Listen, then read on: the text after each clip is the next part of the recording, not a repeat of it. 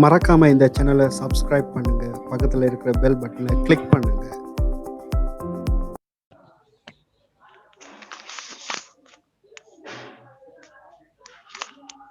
ஒரு கார் ஒன்று ஒரு இடத்துல இருந்து இன்னொரு இடத்துக்கு பயணம் செய்யுது. இவருக்கு மொத்தமா எடுத்த நேரம் B, இது C, இது D, இது E. A என்ற புள்ளியில இருந்து E என்ற புள்ளிக்கு இவருக்கு போறதுக்கு மொத்தமா எடுத்த நேரம் 10 செகண்ட் என்று சொல்லி சொன்னான். 10 செகண்ட். இவர மொத்த இடப்பெயர்ச்சி 10 மீட்டர். அப்ப இதுல நான் சொல்லலாம், இந்த கார் 10 செகண்டில் அடைந்த இடப்பெயர்ச்சி 10 மீட்டர். சரியா? 10 செகண்டில் அடைந்த இடப்பெயர்ச்சி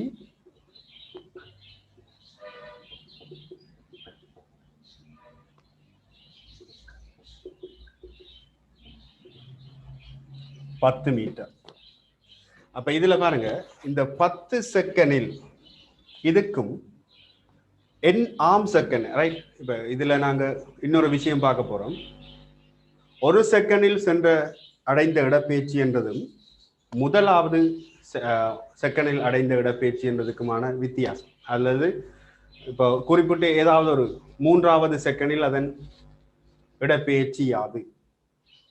அப்ப உங்களுக்கு தெரியணும், இந்த 3 செகண்டில் அடைந்த இடப்பெயர்ச்சி என்றதும்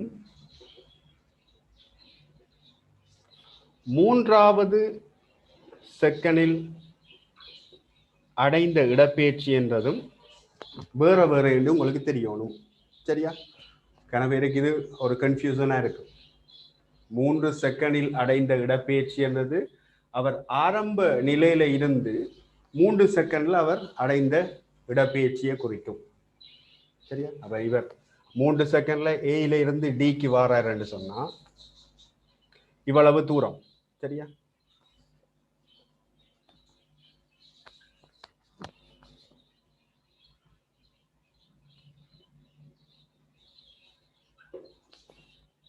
இவ்வளவு 3 செகண்டா இருக்க போகுது. சரியா? இப்போ ஆரம்ப ஸ்தானத்தில இருந்து அவர் இறுதியை அடைஞ்ச நிலை, அந்த அது வரைக்கும் எடுத்த நேரம் தான் நாங்க இந்த மொத்தமா சொல்றது 3 செகண்டில் என்று சொல்லி சொல்லுவோம். சரியா? ஆனா மூன்றாவது செகண்டில் என்று சொன்னா பாருங்க, இங்க இருந்து இங்க இது முதலாவது செகண்ட்ல அடைஞ்ச இடப்பெயர்ச்சியா இருக்க போகுது. பில இருந்து சி இரண்டாவது செகண்டில் அடைந்த இடப்பெயர்ச்சியா இருக்க போகுது. மூன்றாவது செகண்டில் அடைந்த இடப்பெயர்ச்சி என்று சொன்னா சியில இருந்து டிக்கு அந்த அடைந்த இடப்பெயர்ச்சியை தான் சொல்றது மூன்றாவது செகண்டில் அடைந்த இடப்பெயர்ச்சி. மூன்றாவது செகண்டில் இடப்பெயர்ச்சி. சரியா? அப்போ நல்ல வடிவா தெளிவா தெரிஞ்சு கொள்ளுங்க. 3 செகண்டில் அடைந்த இடப்பெயர்ச்சி என்றதும் மூன்றாவது செகண்டில் அடைந்த இடப்பெயர்ச்சி என்றதுக்கும் இடையிலான வேறுபாடு என்னன்னு சொல்லி இப்ப உங்களுக்கு தெரியும். சரியா?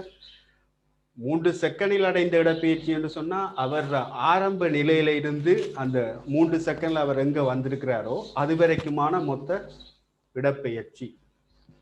ஆனால் மூன்றாவது செகண்டில் சொன்னா ஒவ்வொரு புள்ளியையும் தாண்டி வரைக்குள்ள இது முதலாவது செகண்டில் அடைந்த இடப்பெயர்ச்சி இதா இருக்க போகுது. அடுத்த இரண்டாவது செகண்டில் அடைந்த இடப்பெயர்ச்சி இவ்வளவா இருக்க போகுது. மூன்றாவது செகண்டில் அடைந்த இடப்பெயர்ச்சி இதுவாக இருக்கும். ஆகவே இப்ப உங்கள்ட்ட மூன்றாவது செகண்டில் அடைந்த இடப்பெயர்ச்சியை கணிக்க என்று கேட்டா எங்களுக்கு என்ன செய்யலாம்?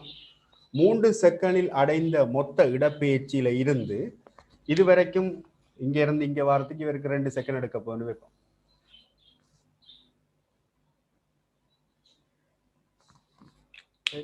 அப்ப மூன்றாவது செகண்டில் அடைந்த இடப்பெயர்ச்சியை நான் காணணும்டா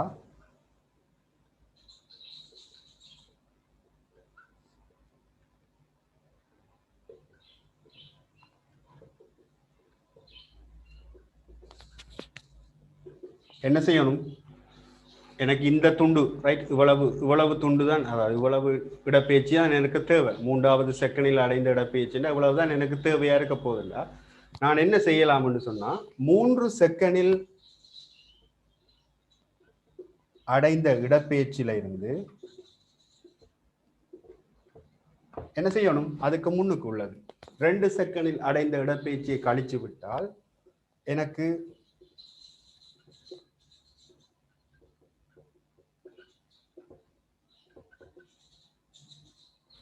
இந்த 3வது செகண்டில் அடைந்த இடப்பெயர்ச்சிக்குரிய தொடர்பு வரும். சரியா? அப்ப ஈஸியான முறையில சொல்லித்தாங்க. இந்த எண்ணாவது செகண்டில் அடைந்த இடப்பெயர்ச்சிக்கான ஒரு பொதுவான சமன்பாடை நான் நிறுவி எடுக்க போறேன். நிறுவி என்ன இதுல இருந்து எடுக்க போறேன்னு வைப்போம். அப்ப உங்களுக்கு அந்த சமன்பாடு சில வேளை ஞாபகத்துல வராட்டி, சரியா, ஞாபகத்துல வராட்டி நீங்க குயிக்கா செய்ய வேண்டிய வேலை இதுதான். 8வது செகண்டில் அடைந்த இடப்பெயர்ச்சி என்னன்னு கேட்டா நீங்க செய்ய வேண்டியது 8 செகண்டில் அடைந்த இடப்பெயர்ச்சியில இருந்து 7 செகண்டில் அடைந்த இடப்பெயர்ச்சியை கழிச்சு விட்டீங்கன்னா 8வது செகண்டில் அடைந்த இடப்பெயர்ச்சி உங்களுக்கு கிடைக்கும். சரியா? ஸோ எப்பவும் ஞாபகம் வச்சிருங்க, எத்தனையாவது என்று கேட்கிறானோ அந்த செகண்ட் வரைக்கும் சென்ற இடப்பெயர்ச்சியிலேருந்து அடைந்த இடப்பெயர்ச்சியிலேருந்து அதுக்கு முன்னுக்குள்ள செகண்ட் வரைக்கும் அடைந்த இடப்பெயர்ச்சியை கழிச்சு விட்டீங்கன்னா உங்களுக்கு கேட்கப்பட்ட கேள்விக்கான அந்த இடப்பெயர்ச்சிக்குரிய பெருமானம் கிடைக்கும். சரியா? இத எண்ணாம் செகண்டில் சென்ற தூரத்துக்கான இடப்பெயர்ச்சிக்கான தொடர்பு எண்ணாம் செகண்டில் அடைந்த இடப்பெயர்ச்சி.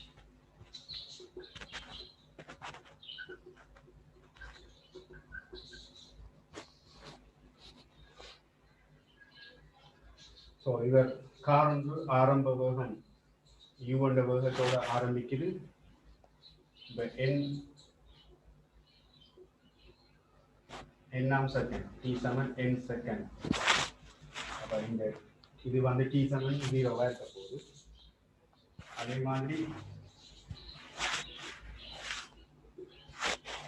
n செகண்டில் அடைந்த இடப்பெயர்ச்சியை நான் sn என்று நான் குறிப்பிடுறேன் ஒரு குறியீட்டு. சரியா? கட்டாயம் n செகண்ட் சொன்னா இதுக்கு முன்னுக்குள்ள செகண்ட் வந்து என்னவா இருக்க போகுது? t7 n-1 செகண்டாக இருக்கும். ஸோ அதுக்கான இடப்பெயர்ச்சியை நான் sn-1 என்று நான் குறியீட்டில் குறித்து வச்சிருக்கேன். சரியா? இப்போ எனக்கு இந்த நேர்கோட்டு இயக்கத்தில் எனக்கு சமன்பாடுகளை பாவிக்க தெரியும். இடப்பெயர்ச்சிக்கான சமன்பாடு முதலாவது t7 n செகண்டில் s7 ut plus half at நாங்கள் பாவிப்போம். இது வந்து ஆர்முடுகல் இயக்கம் என்று வைக்கும். ஏ என்ற ஆர்முடுகல் இயக்கத்தோட இவர் போய்கொண்டிருக்கிறார்.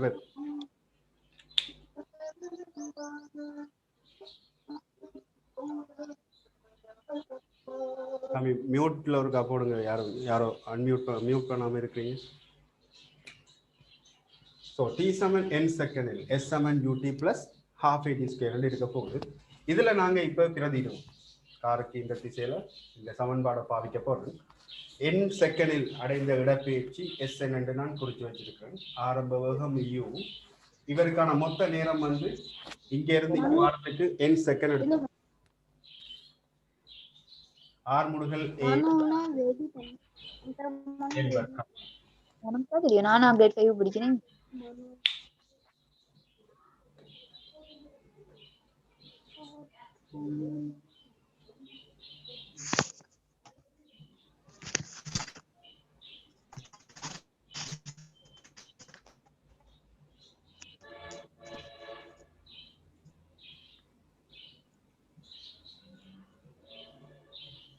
இதுல யாரோ ஒரு ஆள் மியூட் பண்ணாம இருக்கிறீங்க.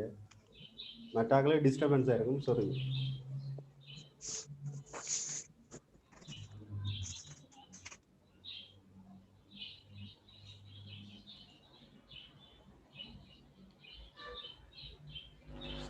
ஓகே, அப்ப இதுல n செகண்டில் அடைந்த இடப்பெயர்ச்சியை நான் sn என்று போடுறேன். இந்த சமன்பாடை பாவிச்சா sn un அதே t7 n1 செகண்ட் அடைந்த இடப்பெயர்ச்சிக்கான தொடர்பு வந்து sn-1 என்று நான் குறியீடாக குறிச்சிருக்கு. இந்த காரினுடைய ஆரம்ப வேகம் u n-1 சக ஆர்முடுகல் இயக்கம். ஆகவே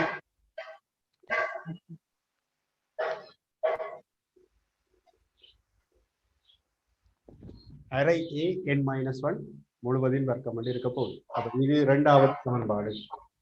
இப்ப எனக்கு நான் முதல் சொன்ன ஐடியா தான், எண்ணாம் செகண்டில் தூரம் என்று சொன்னா நான் என்ன செய்யணும் என்றால் என் செகண்டில் அடைந்த இடப்பெயர்ச்சியில இருந்து அதுக்கு முன்னுக்குள்ள எஸ்என் மைனஸ் ஒன் என்ற செகண்டில் அடைந்த இடப்பெயர்ச்சி நான் கழிப்பனா இருந்தா எனக்கு கிடைக்கிறது தான் அந்த எண்ணாம் செகண்டில் அடைந்த இடப்பெயர்ச்சிக்குரிய தொடர்பாக இருக்கும். அப்ப இப்ப முதலாவது சமன்பாடுல இருந்து இந்த இரண்டாவது சமன்பாடை கழிச்சா இங்க பாத்தீங்கன்னு சொன்னா யூஎன் இருக்கு. இந்த பிராக்கெட்டுக்குள்ள நான் யூவால பெருக்கினா இருந்தா இங்க ஒரு யூஎன் வரப்போகுது. அப்ப இங்க ஒரு யூஎன் கழிப்பட போகுது இந்த யூஎன். அப்ப ரெண்டு யூஎன் இல்லாம போயிட்டு மிச்சம் இருக்க போறது இங்க கழிப்படுற நேரம் இந்த மைனஸும் பெருக்கப்பட்டு பிளஸ் ஆக வரப்போகுது. ரைட், நான் இதெல்லாம் எழுதி காட்டல, நேரடியாக எழுதுறேன். யூ என்று வரப்போகுது. அதே மாதிரி இதுல n மைனஸ் ஒன் அதனுடைய வர்க்கம் என்று வர்க்கிக்கிற நேரம் n வர்க்கம் sin 2n பிளஸ் 1 என்று இருக்க போகுது. அப்ப இங்க ஏற்கனவே அரை ஏஎன் வர்க்கம் இருக்கு. இதுல நான் அரை ஏஎன் வர்க்கத்தை கழிக்கிற நேரம் அரை ஏஎன் வர்க்கம் இல்லாம போயிடும். இதுல மிச்சம் இருக்க போறது பாத்தீங்கன்னு சொன்னா கழிக்கிற நேரம் இந்த மைனஸ் பிளஸ் ஆக மாறிடும். ஆகவே எனக்கு கிடைக்க போகுது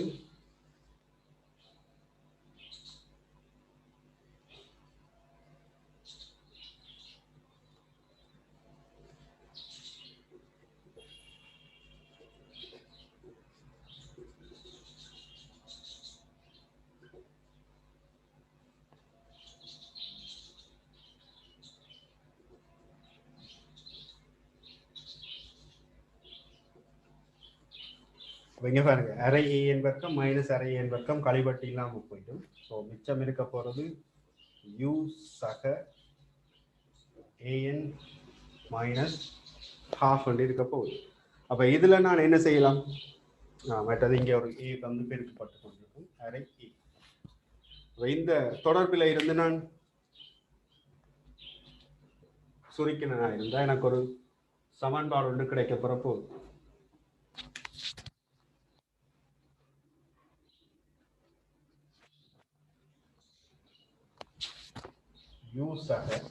இதுல நான் பொது எடுக்கலாம். எதை பொது எடுக்கலாம், ஏ பொது எடுக்கலாம். இங்க ஒரு அறை இருக்கு. அப்ப நான் வெளியில அறைய வெளியில எடுத்தனா இருந்தால் அறை ஏ வெளியில எடுத்தா எனக்கு இங்க மிச்சமா இருக்க போறது பாத்தீங்கன்னு சொன்னா n மைனஸ், அதாவது இங்க அறை வெளியில எடுக்கிற நேரம் இங்க 2n மைனஸ் 1 என்று எனக்கு கிடைக்க போகுது. ஆகவே எண்ணாம் செகண்டில் சென்ற இடப்பெயர்ச்சி, எண்ணாம் செகண்டில் அடைந்த இடப்பெயர்ச்சியை வந்து காண்றதுக்குரிய பொதுவான சமன்பாடு இப்ப எனக்கு கிடைச்சிச்சு. யூஸாக அரை ஏ 2n மைனஸ் 1. இதுல உங்களுக்கு எத்தனையாவது செகண்ட் என்று சொல்லி சொல்றாங்களோ அதை கொண்டு வந்து நாங்க இதுல நேரடியா பிரதியிட்டா சரி. அப்ப இதுல ஆரம்ப வேகம் தெரிஞ்சிருக்கணும், ஆரம்புகள் தெரிஞ்சிருந்தா இப்ப இதுல 7வது செகண்ட் 8வது செகண்ட் அல்லது 3வது செகண்டில் அடைந்த இடப்பெயர்ச்சி என்று சொன்னா நீங்க இந்த எண்ணுக்கு பதிலாக 3 பிரதியிட்டு பார்க்கலாம். சரியா, வேணுமெண்டா நீங்க இந்த சமன்பாடை ஒருக்கா நோட் பண்ணி வச்சுக்கொள்ளுங்க. நாங்க இதுல ஒரு உதாரண கேள்வி எடுத்து பார்ப்போம். இதுதான் எண்ணாம் செகண்டில் அடைந்த இடப்பெயர்ச்சிக்கான சமன்பாடு.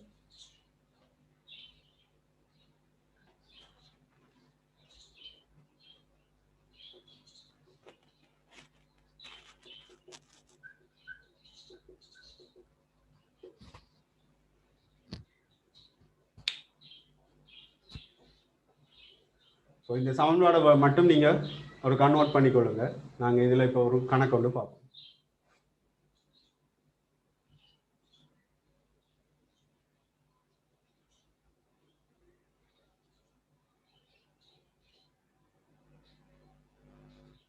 ஓகே, லைட் ஷேடோவாக தான் அப்படின்னா உங்களுக்கு நான் கீழே சமன்பாடு எழுதிக்கிறேன், நோட் பண்ணிக்கோங்க.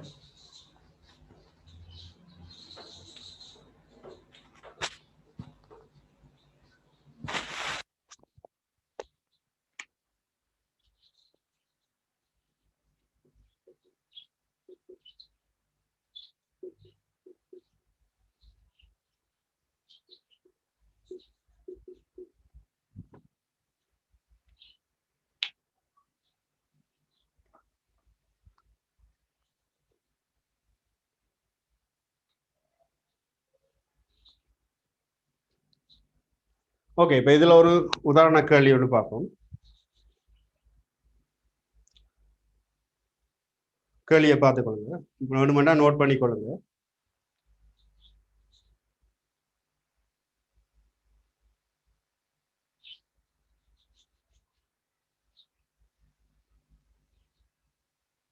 இந்த கேள்வியை பாருங்க. ஓய்விலிருந்து புறப்பட்டு சீராக ஆர்முடுகும் ஒரு துணிக்கை 17வது செகண்டில் 66 மீட்டர் தூரம் செல்லுமாயின் அதன் ஆர்முடுகல் யாது என்று சொல்லி கேட்கிறாங்க. இதுல உங்களுக்கு 17வது செகண்டில் அடைந்த இடப்பெயர்ச்சி உங்களுக்கு தரப்பட்டு இருக்கு 66 மீட்டர் என்று சொல்லி, சரியா? ஓய்வில் இருந்து புறப்படும் ஒரு துணிக்கை என்று சொல்லி சொல்றாங்க. சீராக ஆர்முடுகுது என்று சொல்லி சொல்றாங்க. இந்த ஆர்முடுகளினுடைய பெருமானம் என்று கேட்கிறாங்க. அப்ப இதுல உங்களுக்கு சொல்லப்பட்டதன்படி பார்த்தா 17வது செகண்டில் அடைந்த இடப்பெயர்ச்சி 66 மீட்டரா இருக்க போகுது. ஆரம்பம் ஓய்வில் இருந்து புறப்பட்டிருக்கு 0.5 தர இந்த இதுல உங்களுக்கு தரப்பட்டிருக்கிறது வந்து 17வது. நீங்க எண்ணுக்கு பதிலாக பிரதிநிதித்து 17. அப்ப இங்க எனக்கு பெருமானம் தரும் அரை ஏ, இங்க 34/1. இதுல நாங்க சுருக்கினோம்னு சொன்னா இந்த ரெண்டு குறுக்கு பெருக்கம் பண்ணும் 34 1 3 33. ஏ சமன் 2 தர 66 கீழ் 33. ஆகவே ஏனுடைய பெருமானம் வந்து 4 மீட்டர் செகண்ட் மைனஸ் 2 ஆக காணப்பட போகுது. சரியா? அப்ப இந்த சமன்பாடு வந்து நீங்க மெமரைஸ் பண்ணி வச்சிருக்க வேண்டிய அவசியம் இல்லை. ஆனா நீங்க என்ன செய்யலாம், நிறைய பிராக்டிஸ் செய்து செய்து செய்து இந்த சமன்பாடை வந்து உங்களோட பிராக்டிஸ்ல வச்சிருக்கணுமே தவிர பாடமாக்க கூடாது. சரியா? அப்ப இந்த சமன்பாடை நீங்க நேரடியா பாவிக்கக்கூடிய மாதிரி இருக்கும் இப்படியான கணக்குகள் உங்களுக்கு தரும்போது. சரியா? ஒரு துணிக்கை ஓய்வுல இருந்து இயக்கத்தை ஆரம்பிக்குது சீரான ஆர்முடுகளோட. அது வந்து 17வது செகண்டில் அடைந்த இடப்பெயர்ச்சி 66 மீட்டர் தராங்க. அதனுடைய ஆர்முடுகள் என்னன்னு சொல்லி கேட்கிறாங்க.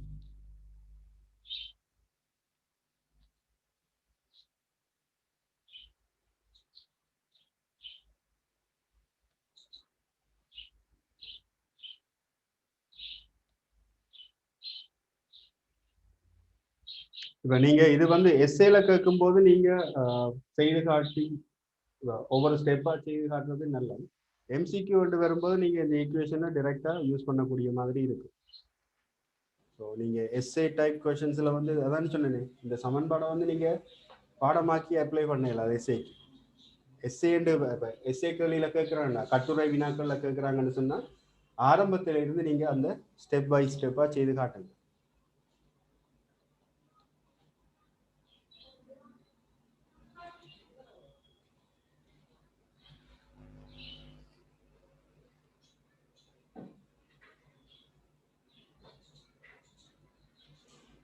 ஓகே, இந்த கேள்வி ஒருக்கா நீங்க நோட் பண்ணிக்கொள்ளுங்க. தரவுகளை சொல்றேன், நீங்க நோட் பண்ணிக்கொள்ளுங்க.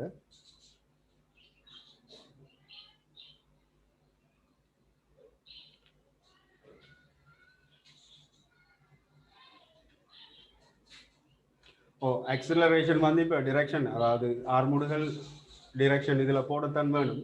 ஆனால் இப்போ இந்த கணக்கில் பார்த்தீங்கன்னு சொன்னால் துணிக்கை வந்து எந்த பக்கம் இயங்குதுன்னு சொல்லி உங்களுக்கு சொல்லப்படுது. அவன் பொதுவாக கேட்ட கேள்வி. சரியா? பொதுவாக கேட்ட கேள்வி என்றபடியால் துணிக்கை உங்களோட வலக்கை பக்கமா அல்லது இடக்கை பக்கமா இயங்குதுன்னு சொல்லி உங்களுக்கு இதில் சொல்லப்படையில தனி. அப்போ நாங்கள் சொல்லப்படாதால நாங்கள் இந்த திசை வந்து நான் இதில் போட்டு காட்டேன். சரியா? அப்போ வலது பக்கம் இயங்கியுமா இருந்தால் ஆர்முடுகளினுடைய இயக்கம் வலது கை பக்கமா இருக்க போது, இந்த பக்கம் இயங்குமா இருந்தா இடது கை பக்கத்துல இருக்கு. அப்ப இங்க அவன் எந்த திசையில போகுதுன்னு சொல்லி சொல்லப்படல இதுல. சரி, அப்போ பொதுவா கேட்டதால நாங்க டைரக்டா இந்த சமன்பாடை அப்ளை பண்ணி பெருமானத்தை கண்டுபிடிச்சு வச்சிருக்கோம். ஓகே, இப்ப இதுல நான் சில தரவுகள் தரேன், நீங்க நோட் பண்ணிக்கொள்ளுங்க.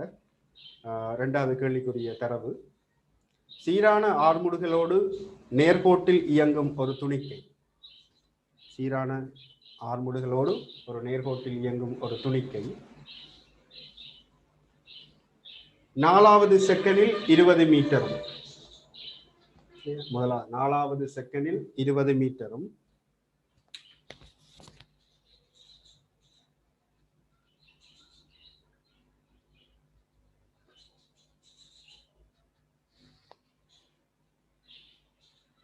ஆறாவது செகண்டில்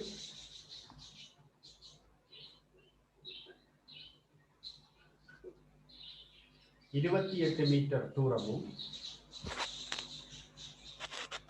ஒன்பதாவது செகண்டில்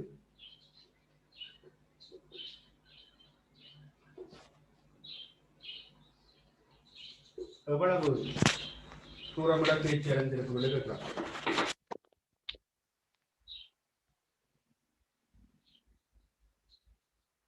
நாலாவது செகண்டில் 20 மீட்டர் தூரமும், ஆறாவது செகண்டில் 28 மீட்டர் தூரமும், ஒன்பதாவது செகண்டில் எவ்வளவு தூரம் இடப்பெயர்ச்சி அடைஞ்சிருப்பாருன்னு சொல்லி கேள்வி கேட்கிறான்.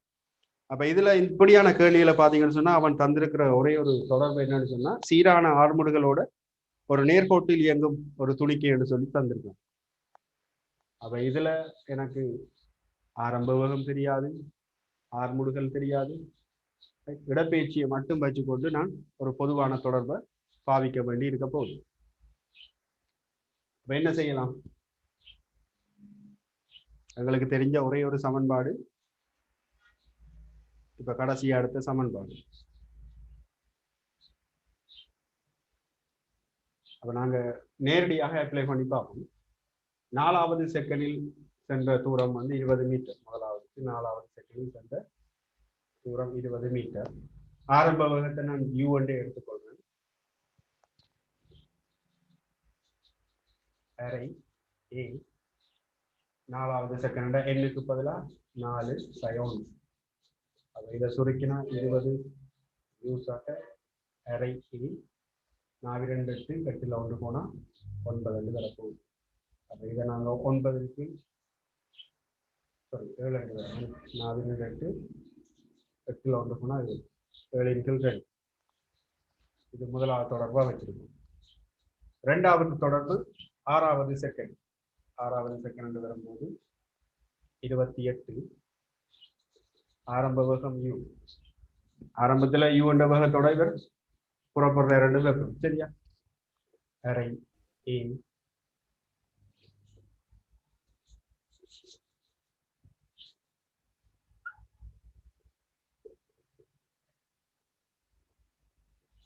பன்னெண்டு 1 போனா 11.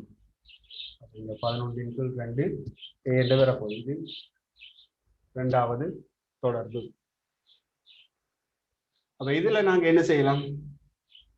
2 சமன்பாடு இருக்கு, 2 தெரியா கணியம். இங்க 2லையும் இருந்து யூவை இல்லாம செய்யணும் என்றா நான் என்ன செய்யலாம் என்றா இரண்டாவது சமன்பாடுல இருந்து முதலாவது சமன்பாடை கழிக்கலாம். கழிச்சா இங்க 28ல இருந்து 20 கழிபட போகுது. ஆகவே 8. இதுல இருந்து u கழிபட்டு இல்லாம போயிடும். 11 × 2ல இருந்து 7 × 2 கழிபடுமா இருந்தா 11 4 போன 7 போன 4 4 × 2 7 வரப்போகுது.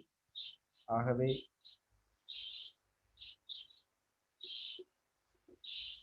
a சமன் 4 மீட்டர்/செகண்ட் -2 என்ற ஆர்முடுதல் பெருமானத்தை கண்டுபிடிக்கலாம். கண்டுபிடிச்ச பிறகு இப்ப கேள்வி என்னன்னு சொன்னா 9வது செகண்டில் அடைந்த இடப்பெயர்ச்சி. அப்ப நாங்க 9வது செகண்டுக்குரிய சமன்பாடை பார்ப்போம்.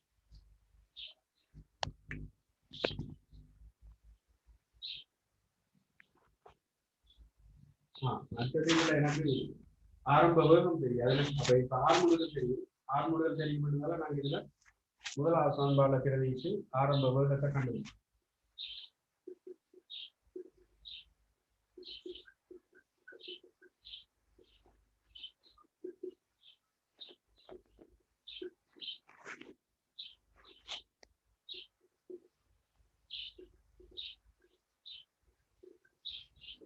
ஆகவே எனக்கு ஆரம்ப வேகத்துக்கான பெருமானம் கிடைக்கும் 6 மீட்டர்/செகண்ட் -1.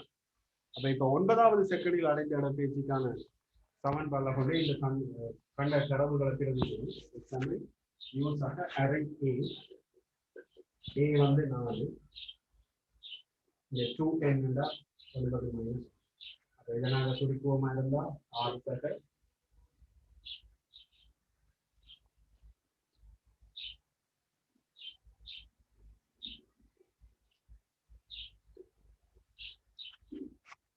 0 9 18 18 உள்ள கூட 17 ஆகவே இங்க உங்களுக்கு பெருமானம் கிடைக்கும்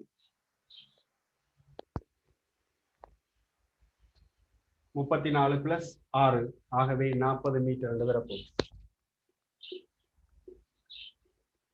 ஆகவே 9வது செகண்டில் அது அடைந்த இடப்பெயர்ச்சி என்று பார்த்தீங்கன்னு சொன்னா 40 மீட்டர். இதுல பாருங்க 2 தர 17 34 பிளஸ் 6 40 மீட்டர் என்ற இடப்பெயர்ச்சி அது அடைந்திருக்கும்.